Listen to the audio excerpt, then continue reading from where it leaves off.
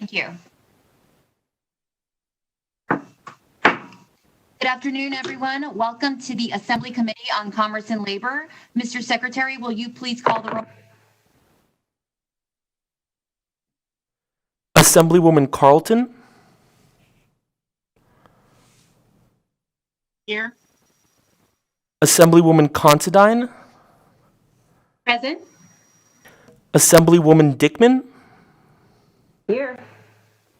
Assemblywoman Duran. Here. Assemblyman Flores. Present. Assemblyman Frierson. Here. Assemblywoman Hardy. Here. Assemblywoman Kasama. I'm here. Assemblywoman Martinez. Present. Assemblywoman Marzola. Here. Assemblyman O'Neill. Here. Assemblywoman Tolles. Here. Chair Howdicky. Here. Mr. Secretary, please note that all committee members are present. Welcome to everyone tuning in over the internet. As always, I will get started with some housekeeping items, but I do want to let everyone know that we had a slight change to our agenda and we will not be hearing Assembly Bill 128 today. So we will have a short agenda today. Please remember that all exhibits, written testimony, and amendments must be submitted by noon on the business day prior to the committee meeting. People who wish to provide testimony or attend the meeting virtually must pre-register online at the legislature's website. The public is strongly encouraged to submit written testimony in advance of the meeting by emailing the Assembly Commerce and Labor email, which is asmcl@asm.state.nv.us. Zoom chat is reserved strictly for committee business only. Members, please remember to keep your camera on at all times. This will help us ensure that we have a quorum unless you are stepping away for non-committee related business. Thank you, everyone. We can now begin with our first agenda item. Our first agenda item is Assembly Bill 130. I will now open the hearing on Assembly Bill 130, and I believe we have our own Assembly member, Mr. Flores, here to present the bill. Assembly Member Flores, when you're ready, welcome. Thank you, Madam Chair, Madam Vice Chair, and esteemed members of the Commerce and Labor Committee. I am Assemblyman Edgar Flores, proudly representing Assembly District 28 for the record. And today I am here to present Assembly Bill 130. I wanted to offer the committee a quick roadmap of how I intend to proceed with the conversation. I'd like to first have a conversation about what medical pay is, and I'll use a hypothetical that I think will help explain that. And then I'd like to, within that same hypothetical, explain an issue that I've identified that I think we can address. After, I will walk through the bill itself, and I'll walk you line by line through the bill language to explain how I believe we're addressing that concern. And then lastly, I'm going to discuss the amendment because where the conversation started with this bill, which was a much broader, much more encompassing bill, and now it is a much smaller fix. So with that, Madam Chair, I'd like to first talk about medical pay, and I'm going to be referring to it as the industry often does as MedPay. And just to put MedPay into context, I think an easy way of explaining it is liability doesn't trigger or doesn't come into this conversation. In other words, the out driver is not a topic to be discussed. If I could use a hypothetical, imagine you are driving a minivan and you think it's a great idea to put some 22-inch rims on it with some low-profile tires, and you're driving down an icy road and inadvertently run into a vehicle. The way MedPay would work if you have it is MedPay comes in and it's the first party payment for reasonable and necessary medical expenses. And what that means is it doesn't matter that you were the one who collided into the vehicle in front of you, or even if you ran into a pole or something like that. MedPay would trigger if you have it. And presently under NRS, and I'm just going to go into the statute very quickly, NRS 687B.145, there is a requirement that a insurance company offer in the amount of at least up to $1,000 for payment of reasonable and necessary medical expenses. However, the issue that I've identified and that we're trying to fix today is that particularly in statute, there's a reference to a passenger car. So if in that same exact hypothetical, instead of driving a minivan in that icy road, I was driving a motorcycle and I ran into a vehicle and again incurred some damages that involved maybe an ambulance showing up and me having to be transported to a hospital, it's not necessary that that the insurance company have to provide me, the insurer, the option of purchasing MedPay of at least $1,000 per how the NRS is written presently. So what I seek to do with this bill now is simply expanding the NRS so that rather than it just reading passenger car, we also put motorcycle and that it be offered. Medical pay, just to put it into context of what it covers, again, it doesn't matter if you were at fault, and typically you could use it to cover something like ambulance expenses, professional nursing services, surgery, x-rays, doctor visits, etc. So that's kind of what you would want that for. A lot of people opt out. As the NRS is written now, it has to be offered, but you can sign a document that's approved by the commissioner, and then you could waive MedPay. So I want to walk you through the bill because there's changes that I'm doing to the bill. A lot of the conversation prior to today has been around the conversation of usual and customary charges that I had. So if I can walk you through the bill, and I'm going off of what's on Nellis here. You go to page 3, line 11. That's referring to section 1, subsection 3. In line 11, you'll see that we're adding the language of motorcycle. Again, as I previously mentioned, it was just passenger car. And we want to make sure that it encapsulates motorcycle as well, that they have to offer that option of purchasing coverage in the amount of at least $1,000. Now, other folk may choose to purchase more, but we want to make sure that we extend that. Now, if we go to lines 19 through 25 on that same page 3, I'm going to be removing that entire language.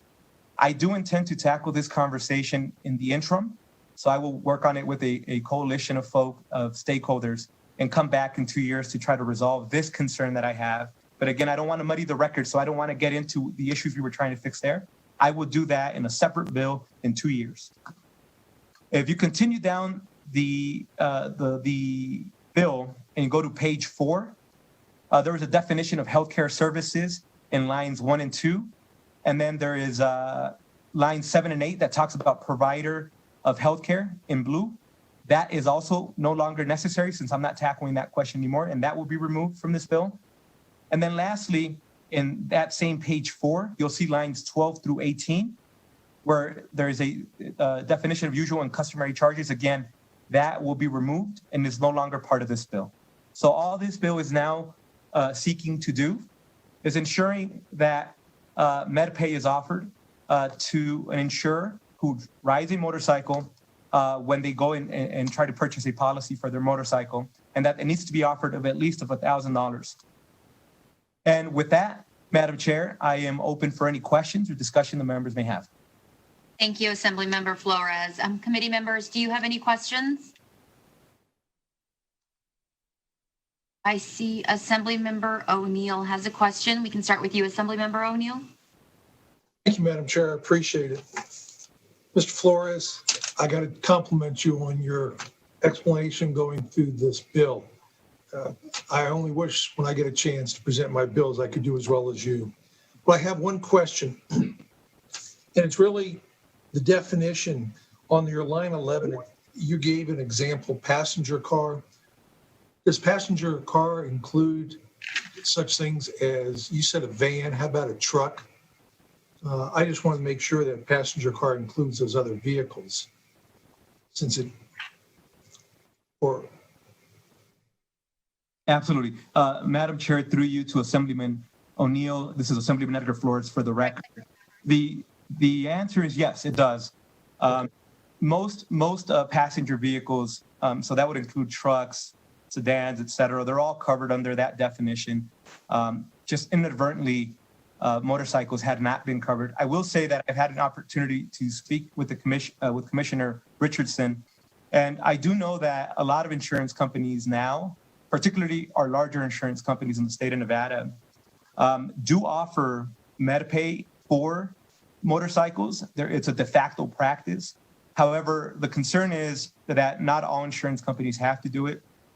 And the reason this is relevant and why you want it to be offered, say you're involved in an accident and you want to use MedPay, but it was never offered to you. So if I could go to a different hypothetical, and let's say you have an attorney involved in a claim and you're trying to collect X, Y, and Z, if you don't offer MedPay, and there's usually a waiver that's signed. So say I go to Farmers Insurance and I tell them I'd like to, I want to be insured under XYZ policy. I drive a motorcycle. I want to insure that. And I also want to have MedPay for it. I asked for it, then great. If they offer it, great. I'll have that option of purchasing it. But there's some insurance companies that may not be offering it now. And number one, we want to make sure that we're protecting those motorcyclists that want to have it. And number two, if there is a lawsuit involved and it's later found out that the insurance company never offered the insured the option of purchasing MedPay, then there's automatically $1,000 that has to be available towards that claim. And so that's why it's relevant and important. Usually an insurance company will keep that form where you waived it at the beginning. Again, it's an option that has to be offered to you, but you don't have to purchase it. But if you're a motorcyclist, that option may have never even been offered to you. And down the road, you want to have that added protection where the insurance company will be on the hook for at least $1,000 for having failed to do that. I just want to thank you for doing this. I ride motorcycles and used to instruct motorcycle safety courses. And I thought it was already practice. So I thank you for bringing this forward and coding it into our statutes that they're required to do it. Nice work, sir. Thank you. Thank you, Madam Chair. That's all I have. Thank you, Assemblymember O'Neill. Next, I have Assemblymember Hardy. Thank you, Madam Chair, and thank you, Assemblyman Flores, for bringing this forward. I think this is a very good piece of legislation. And my question basically is, was there a reason like motorcycles were never included to begin with? Just an oversight, or we don't know, but I think it's a good idea that we include them. Thank you, Assemblywoman Hardy, for that question. Madam Chair, through you to the Assemblywoman, Assemblyman Edgar Flores, for the record. So I think we went back about 20 years in just trying to figure out where the conversation either accidentally or purposefully escaped motorcycles. And I was unable to successfully find the minutes on why it was done in that manner. I do know that other states don't offer it for motorcycles. It may be a conversation to be had directly with the insurance companies, but I don't know the exact reason. Understandably, we know that this type of protection is very important. And so we just wanted to make sure that we were extending it to our motorcycle drivers. Thank you for that answer. I think it's important too. And I like the amendment. So thank you also for including that. That can be a little complicated, the term usual and customary. So thank you, Madam Chair. Thank you, Assemblymember. Assembly members, any other further questions? Okay, seeing none. Next, we will move into testimony in support of Assembly Bill 130. I do have a few people signed up to give testimony. I'm going to start with Saul Haro. I believe he might have been signed up for Assembly Bill 128. Will be here for Assembly Bill 128, but he signed in under Assembly Bill 130. So I just want to double check. Do I have Saul Haro?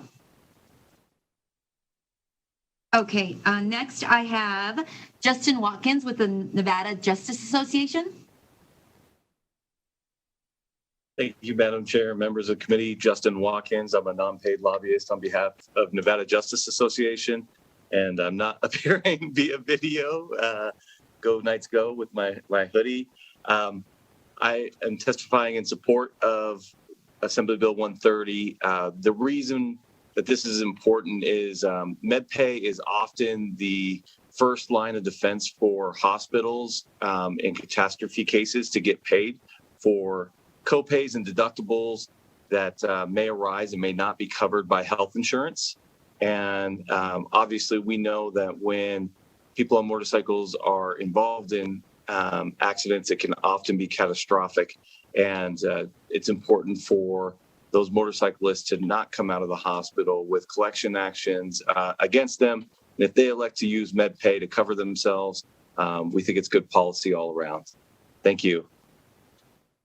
Thank you, Mr. Watkins. Broadcasting, can we check to see if there's anyone on the telephone line to testify in support? Yes, Chair. To testify in support of AB 130, please press *9 now to take your place in the queue.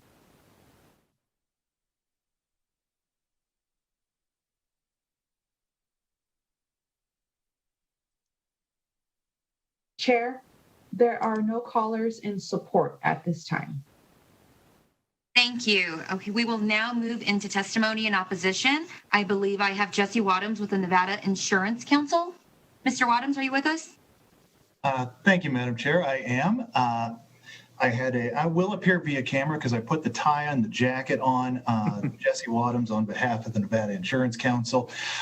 With Assemblyman Flores' amendment, actually, I could probably withdraw our opposition because it does change the nature of our opposition entirely. So allow me to simply say that I appreciate Assemblyman Flores' work on this and that we stand ready to work with him on any conversation he does have over the interim. Thank you, Mr. Wadhams. Broadcasting, can we check the telephone lines to see if there's anyone wishing to testify in opposition? Yes, Chair.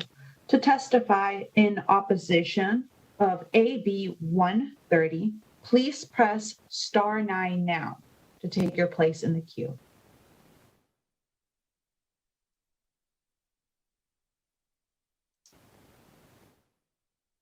Caller with the last 3 digits of 983, please slowly state and spell your name for the record. You will have 2 minutes and may begin.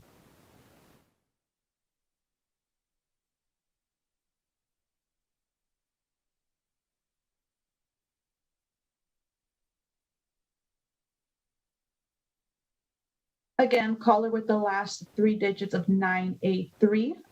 Please press *6 to unmute. Yes, I think I did it right now. Can you hear me all right? This is Joe Guild. Yes, Mr. Guild, we can hear you. Madam Chair. Okay, thank you. I'm here representing State Farm Insurance Companies, and we were in opposition to this bill, but I'll echo what Jesse Wadhams just said. With the deletions on page 4 of the bill, lines 1 through 18, we have no opposition to the bill and would offer our services to work with the Assemblyman during the interim to craft a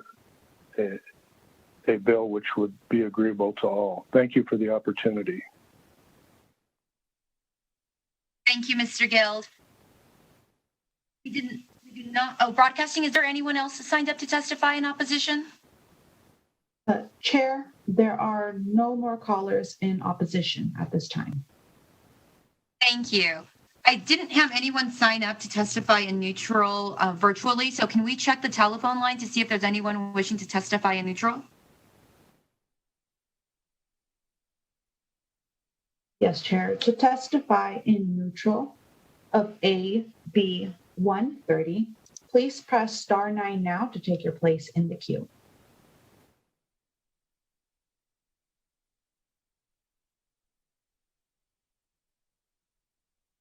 Chair, there are no callers for neutral at this time.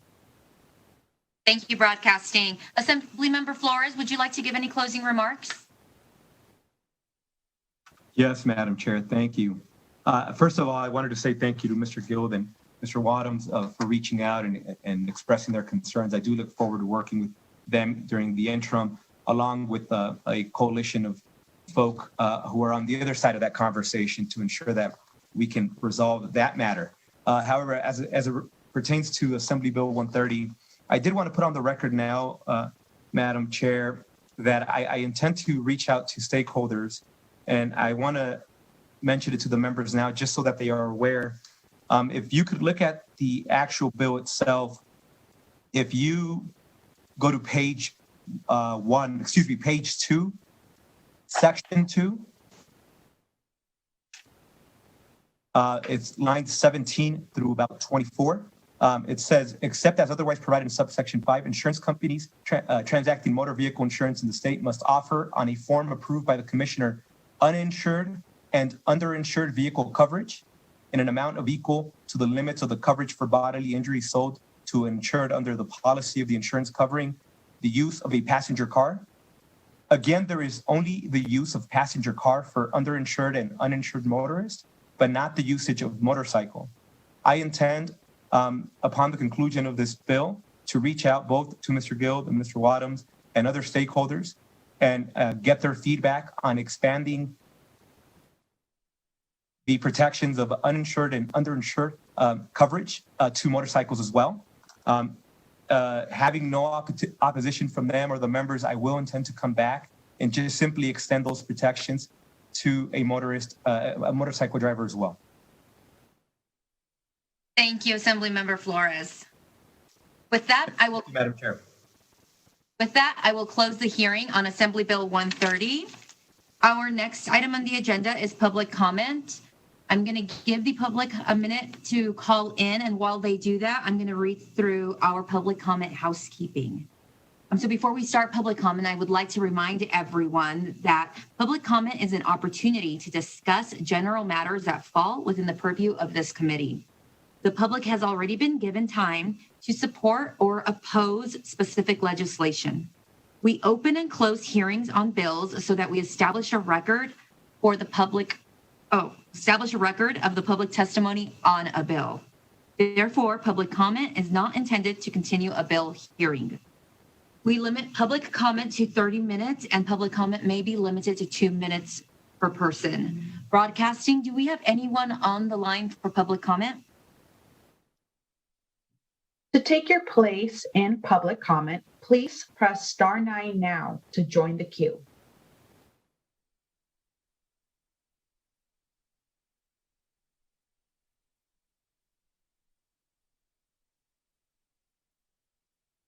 Chair, the public line is open and working. There are no callers at this time. Thank you. Committee members, our next meeting will be this Wednesday at 1:30, and this concludes our meeting. We are adjourned. Thank you.